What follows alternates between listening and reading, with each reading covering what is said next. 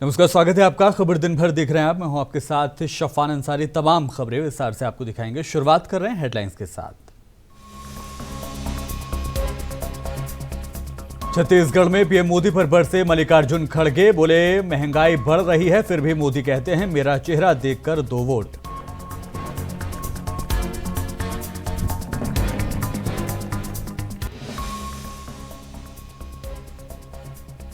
मध्य प्रदेश में कांग्रेस बीजेपी पर बरसे अखिलेश यादव। बोले, गठबंधन को धोखा देने का काम कांग्रेस ने किया।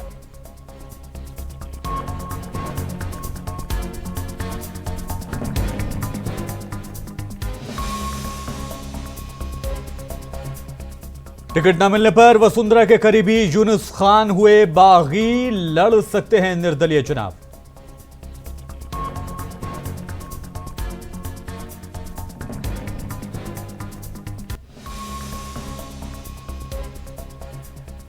एमआईएम 9 विधानसभा क्षेत्रों से लड़ेगी चुनाव। ओवैसी ने जारी की उम्मीदवारों की फहरिस्त।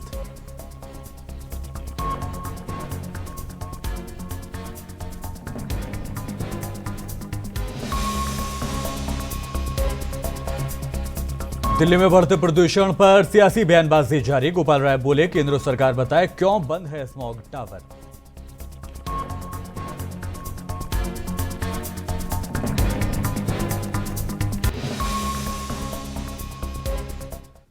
खबरें विस्तार से। छत्तीसगढ़ विधानसभा की 20 सीटों पर 7 नवंबर को चुनाव होने जा रहे हैं। पहले फेज के लिए चुनाव की तारीख नजदीक आते ही सत्तारूढ़ कांग्रेस के दिग्गज नेताओं ने प्रचार में ताकत में और जोर लगा दिया है। कांग्रेस के राष्ट्रीय अध्यक्ष मल्लिकार्जुन खड़गे ने चुनावी रैली को खिताब करते हुए प्रधानमंत्री नरेंद्र मोदी और बीजेपी पर जमकर हमला बोला। कांग्रेस अध्यक्ष ने कहा कि देश में महंगाई लगातार बढ़ रही है। दाल, प्याज, पेट्रोल, डीजल सारी चीजें आसमान छू रही हैं। रुपए की कीमत गिर रही है फिर भी पीएम मोदी कहते हैं कि मेरा चेहरा देखकर वोट दो।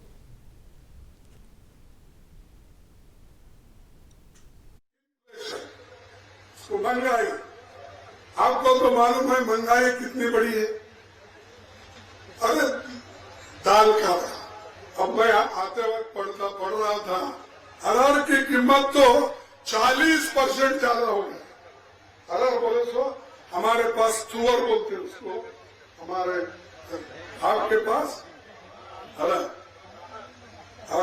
वही तो वही तुअर की दाल जिसे हम कहते हैं 40% बढ़ गया। आज भी प्याज महंगा है, दाल महंगा है, पेट्रोल महंगा है, डीजल महंगा है, तो क्या नहीं। और रुपए का मूल्य गिर गया, क्या बचा नहीं देश में। फिर भी मोदी जी बोलते ही रहते मेरी सूरत देख कर वोट दो। तो इसलिए माताओं, मैं ज्यादा बात नहीं करते हुए यही कहूंगा, मध्य प्रदेश के चुनावों में कांग्रेस बीजेपी के अलावा अन्य दल भी ताकत झोंकने में लगे हैं। एक दिन पहले अरविंद केजरीवाल भगवंत मान पहुंचे थे, तो आज यानी शुक्रवार को छतरपुर जिले में सपा प्रमुख अखिलेश यादव ने हुंकार भरी। अखिलेश ने छतरपुर जिले की चंदला विधानसभा से समाजवादी पार्टी के प्रत्याशी पुष्पेंद्र अहिरवार के समर्थन में जनसभा को संबोधित किया। इस दौरान उन्होंने कहा कि मध्य प्रदेश की जनता ने करीब से देखा है कि अगर किसी ने गठबंधन को धोखा दिया है तो वो कांग्रेस है। लोकसभा चुनाव के दौरान गठबंधन को लेकर चर्चा की जाएगी। पीडीए यानी पिछड़े दलित अल्पसंख्यक की ताकत एनडीए को हरा देगी। ने समर्थन दिया था उस समय सरकार बनवाने में, तो समाजवादी पार्टी का विधायक था। बिजावर विधानसभा समाजवादी पार्टी के सिटिंग एमएलए की सीट थी। न कांग्रेस न बीजेपी दोनों घबराए हुए थे, क्योंकि दोबारा समाजवादी पार्टी यहां पर जीत जाएगी। जो समाजवादी पार्टी का प्रत्याशी था वो आज भारतीय जनता पार्टी का प्रत्याशी है। और कांग्रेस ने भी जो प्रत्याशी बनाया वो दूसरी जगह से बनाया। जो जीत रहा होगा वो क्यों किसी के दल में भेजेगा। सवाल ये है। तो तेलंगाना विधानसभा चुनाव को लेकर ऑल इंडिया मजलिस इत्तेहादुल मुस्लिमीन के चीफ असदुद्दीन ओवैसी ने शुक्रवार को बड़ा ऐलान किया। ओवैसी ने कहा कि उनकी पार्टी राज्य के 9 सीटों पर चुनाव लड़ेगी। हैदराबाद से सांसद ओवैसी ने प्रेस कॉन्फ्रेंस कर कहा कि जिन 7 सीटों पर उनकी पार्टी अभी प्रतिनिधित्व करती है, उनके अलावा MIM राजेंद्र नगर और जुबली हिल सीट पर भी चुनाव मैदान में अपने उम्मीदवारों को उतारेगी। ओवैसी के छोटे भाई अकबरुद्दीन को चंद्रयान गुट्टा सीट से टिकट दिया गया है। चुनाव आयोग के मुताबिक MIM 2018 के विधानसभा चुनाव में 8 सीटों पर लड़ी थी, इसमें से 7 सीटों पर जीतने में कामयाब रही थी। वो शॉर्टली करूंगा आपके सामने।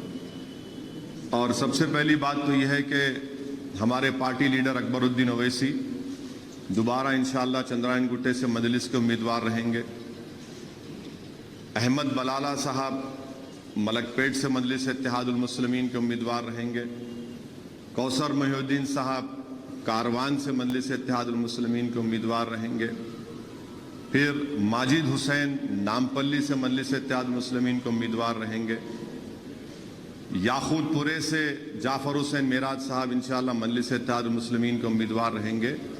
और चार मीनार से एक्स मेयर जुल्फिकार साहब मजलिस इत्तेहादुल मुस्लिमीन के उम्मीदवार रहेंगे।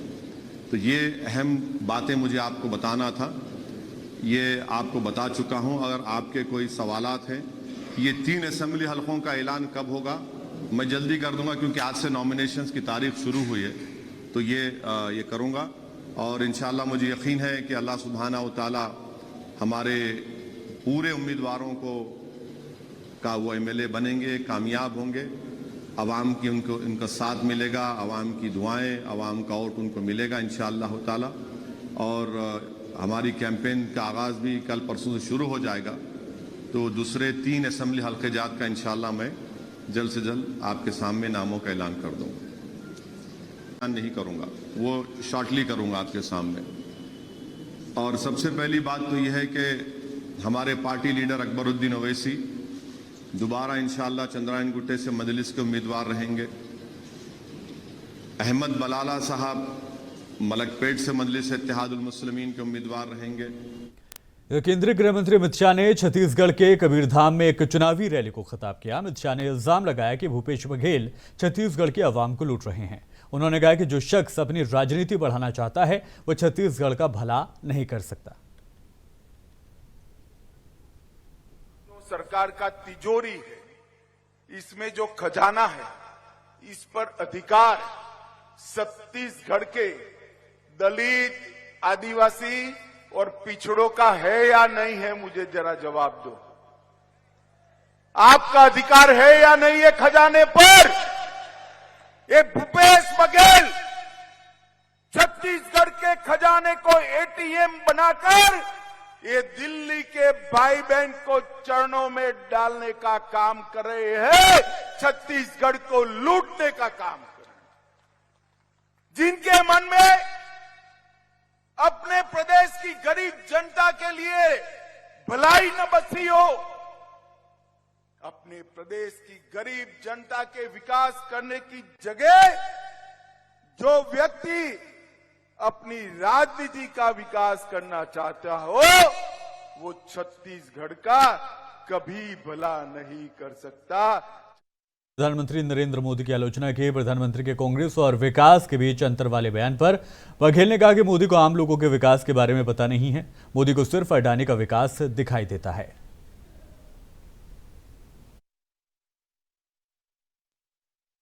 अभी प्रधानमंत्री जी काली आए रही सिर कांकेर में, वो कि थे कि विकास नहीं हुए, कांग्रेस और विकास के 36 के आंकड़ा है। अब बोल विकास कैसी दिखी? यदि गरीब किसान के खाता में हमन हर 3 महीना में पैसा डाला था, बोला वो विकास दिखत नहीं। मजदूर के खाता में 3 महीना में पैसा डाला था, बोला दिखत नहीं है। गौपालक मन के खाता में गोबर बेचते, एक मन के हर 15 दिन में पैसा डाला था, वो दिखत नहीं है। हर महीना बेरोजगार मतलब बेरोजगारी भत्ता दे था, वो दिखत नहीं है। हमन हॉस्पिटल खोलें, वो दिखत नहीं है।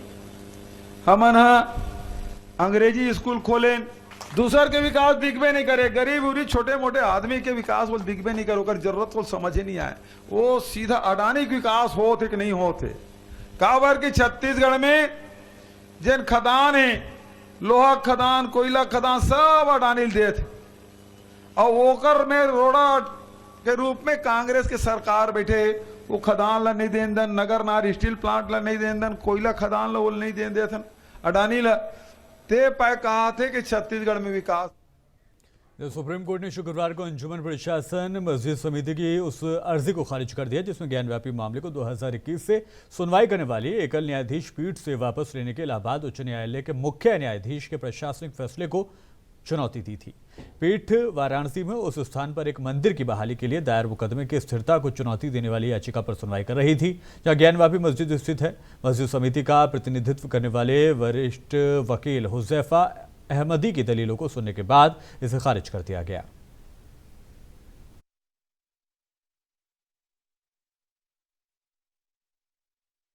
तो पहली बार विधानसभा चुनाव लड़ रही विंध्य जनता पार्टी में चुनाव से पहले ही दरार पड़ने लगी है। पार्टी के उम्मीदवार मनीष पांडे ने आखिरी वक्त पर पार्टी को झटका दिया है।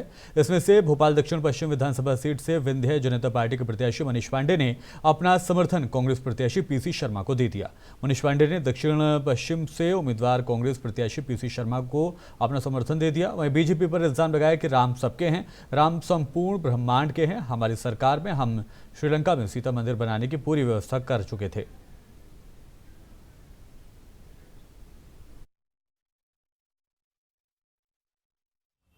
कि जो राम को लाए हैं हम उनको लाएंगे, ये गाना चला दे। अरे राम सारी दुनिया को लाए, तुम कहाँ से ले आए? ये राम सारी दुनिया को लेके आए और ये इन्होंने कहा था कि सीता मंदिर बनाएंगे।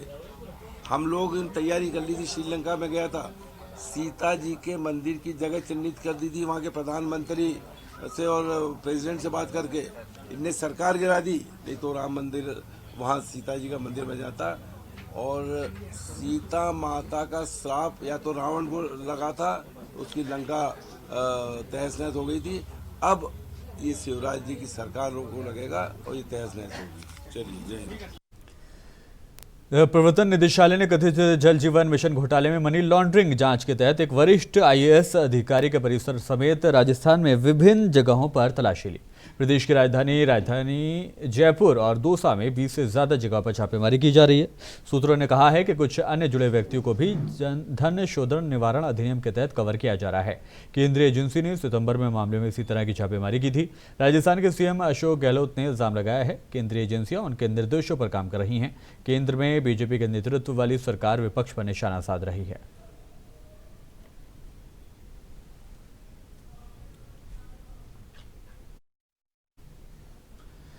राजस्थान विधानसभा के चुनावी समर में टिकट बंटवारे के बीच नेताओं के दल बदलने और बगावत का सिलसिला लगातार जारी है। इसी बीच बीजेपी की लिस्ट आने के बाद पूर्व मुख्यमंत्री वसुंधरा राजे के करीबी माने जाने वाले नेता यूनुस खान का टिकट काट दिया गया है। पिछली बार यूनुस खान को बीजेपी ने टोंक से चुनावी मैदान में उतारा था, जहां उनका मुकाबला सचिन पायलट से हुआ था और यूनुस को हार का सामना करना पड़ा था। बीजेपी ने तीसरी लिस्ट में 58 उम्मीदवारों के नाम का ऐलान किया, लेकिन इसमें टोंक से यूनुस खान की जगह अजीत सिंह को टिकट दिया गया है। हरियाणा की जनता को यूनुस खान का नमस्कार। पिछले 25 वर्षों से भारतीय जनता पार्टी ने मुझे जो आशीर्वाद दिया और एक प्रत्याशी के रूप में डीडवाना विधानसभा और टोंक से चुनाव लड़ने का मौका दिया। 2 बार मैं भारतीय जनता पार्टी से जीतकर विधायक बना और भारतीय जनता पार्टी वसुंधरा राजे जी की सरकार में मंत्री रहा। उसके लिए मैं भारतीय जनता पार्टी का और शीर्ष नेतृत्व का आभार और धन्यवाद करता हूं।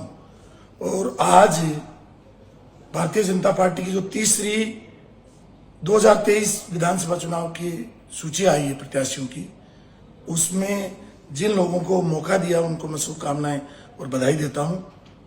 और मेरा आग्रह यह है कि इतने लंबे समय तक मेरा पार्टी के साथ में और डीडवाना की जनता के साथ में एसोसिएशन रहा है, उनका प्यार स्नेह आशीर्वाद मुझे मिलता रहा है, उसका आभार व्यक्त करते हुए मैं आग्रह करूंगा 4 नवंबर 2023 को मैं डीडवाना आकर जन सेवा केंद्र साल्ट रोड पर आपसे मिलूंगा। इधर दिल्ली में बढ़ते पॉल्यूशन ने लोगों की परेशानी में इजाफा कर दिया है, जिसके मद्देनजर केजरीवाल सरकार लगातार एक्टिव नजर आ रही है। एहतियातन स्कूलों की छुट्टियों का ऐलान करा जा चुका है। बावजूद इसके पॉल्यूशन के मुद्दे पर सियासी बयानबाजी भी लगातार जारी है। अब केजरीवाल सरकार में पर्यावरण मंत्री गोपाल राय ने केंद्र सरकार को आड़े हाथों लिया। कहा कि केंद्र सरकार का स्मॉग टावर क्यों बंद है, इसका जवाब वही देंगे। दिल्ली का स्मॉग टावर काम कर रहा था, जिसकी 2 साल बाद रिपोर्ट सुप्रीम कोर्ट में सबमिट करनी थी, जो स्मॉग टावर के साथ जुड़ी थी। स्मॉग टावर को लेकर के 2 बातें मैं आपसे कहना चाहता हूं। सुप्रीम कोर्ट के निर्देश के अनुसार दिल्ली के अंदर 2 स्मॉग टावर स्थापित किए गए थे। एक स्मॉग टावर आनंद विहार में, जिसकी जिम्मेदारी सुप्रीम कोर्ट ने केंद्र सरकार को दी थी, सीपीसीबी को और केंद्र सरकार को। दूसरा कनॉट प्लेस में, जिसकी जिम्मेदारी डीपीसीसी को, दिल्ली सरकार को दी गई थी। दोनों सरकारों ने दोनों जगह पे स्मॉग टावर शुरू किए। स्मॉग टावर शुरू करने के बाद दिल्ली सरकार की तरफ से कनॉट प्लेस में स्मॉग टावर शुरू हुआ। स्मॉग टावर अपना काम कर रहा था। 2 साल के लिए उसे काम करना था।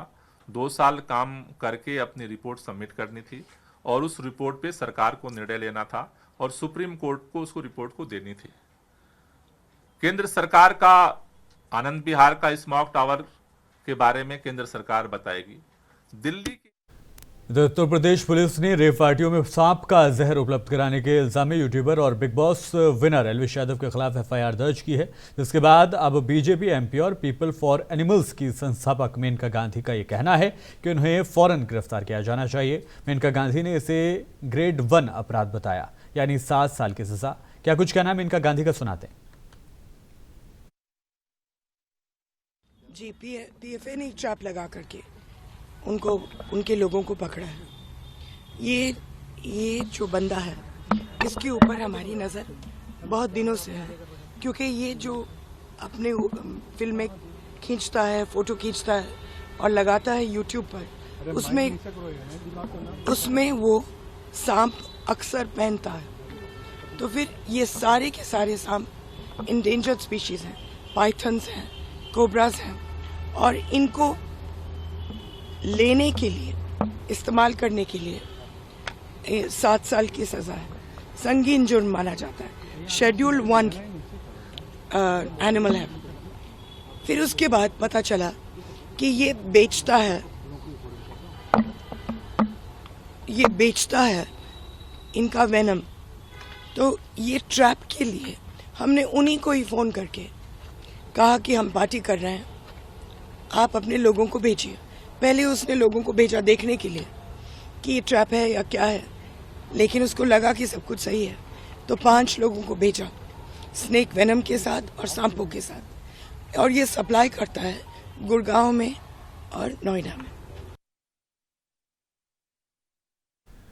इधर प्रधानमंत्री नरेंद्र मोदी ने mega food event world food India 2023 के दूसरे सेशन का उद्घाटन किया। केंद्रीय खाद्य प्रसंस्करण उद्योग मंत्री पशुपति कुमार पारस का यह कहना है कि प्रधानमंत्री के दूरदर्शी नेतृत्व में खाद्य प्रसंस्करण क्षेत्र अभूतपूर्व आत्मविश्वास का है। देश के 140 करोड़ की आबादी में से 80 करोड़ लोगों को प्रदर्शन और मुफ्त राशन उपलब्ध कराया जा रहा है। प्रगति मैदान नई दिल्ली में आयोजित भारतीय खाद्य प्रसंस्करण उद्योग के नवाचार और ताकत को प्रदर्शित करने के लिए विभिन्न मंडप स्थापित किए गए हैं।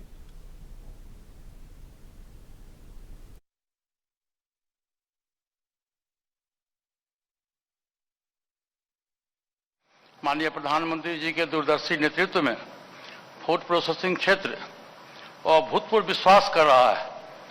फूड प्रोसेसिंग के विषय को लेकर जब कभी कोई सवाल उठता है तो माननीय प्रधानमंत्री जी ने बहुत ही उत्साह से हम सब लोगों का मार्गदर्शन किया और उन्हीं के मार्गदर्शन के परिणाम स्वरूप फूड प्रोसेसिंग लगातार ऊंचाइयों पर पहुंच रहा है। अभी हाल ही में माननीय प्रधानमंत्री। फिलहाल इस बुलेटिन में इतना ही। जाने से पहले हेडलाइंस आपको दिखाते हैं।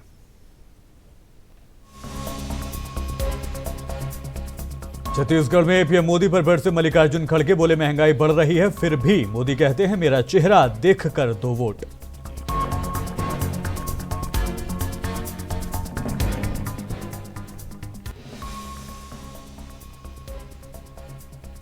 मध्य प्रदेश बीजेपी पर कांग्रेस पर बरसे अखिलेश यादव, बोले गठबंधन को धोखा देने का काम कांग्रेस ने किया।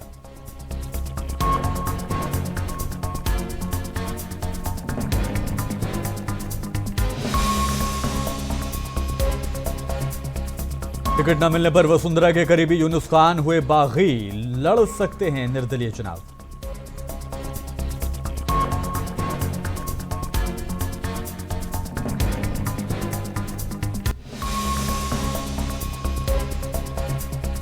एमआईएम 9 विधानसभा क्षेत्रों से लड़ेगी चुनाव, ओवैसी ने जारी की उम्मीदवारों की फहरिस्त।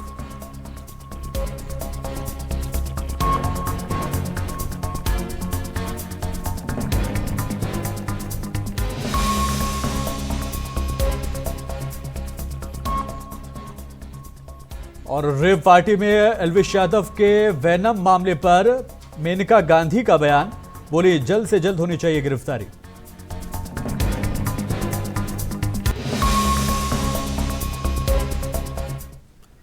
और इसी के साथ दीजिए इजाजत, नमस्कार।